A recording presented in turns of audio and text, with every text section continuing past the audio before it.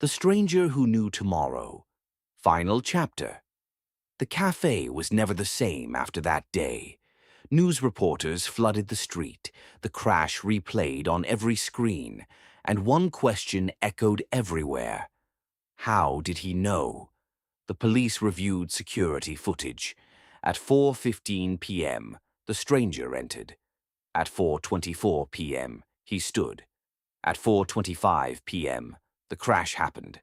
At 4:26 p.m., he vanished. No door opened, no back exit used. He simply wasn't there. But something else was. When detectives zoomed in on the footage, they noticed something chilling. At exactly 4:24 p.m., just before he spoke, the cafe clock behind him changed. For one single frame, it flickered to tomorrow's date, then back again. The next day, people returned to the cafe, not for coffee, for answers. At 4:15 p.m., the door chimed. He walked in. Same coat, same calm expression. But this time, no one laughed. No one doubted. He sat down slowly. Silence swallowed the room. Finally, the cafe owner stepped forward. "Who are you?" The stranger looked at the wall clock. 4:18 p.m. "I'm not who you think," he said quietly. "I'm not here to predict the future." He paused. "I'm here because you refuse to change it." The room went cold. A woman whispered, "Change what?" He looked at each of them. "Yesterday wasn't the first time I warned you." Confused glances filled the cafe. "I've been here before," he continued, "many times." He gestured toward the street. "Each time I tell you. Each time you hesitate. Each time it happens." A man near the door shook his head. "That's impossible."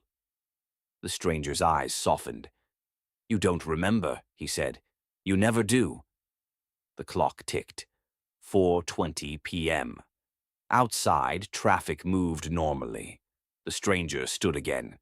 "In 5 minutes, a gas leak in the building next door will ignite." Panic rippled instantly. Phones came out. People ran. This time, no one ignored him. Police were called. The building was evacuated. At 4:25 p.m., an explosion shattered windows. But no one was inside. No one was hurt. Smoke rose into the sky. The cafe stood in stunned silence. They had changed it. They had listened. Slowly, they turned back to thank him. But he was already fading. Not walking, fading. Like mist in sunlight. The cafe owner rushed forward. "Wait! Who are you?" The stranger's voice echoed faintly as he disappeared. "I'm what happens when tomorrow begs for mercy." And then he was gone. On the table sat another newspaper. Tomorrow's date again.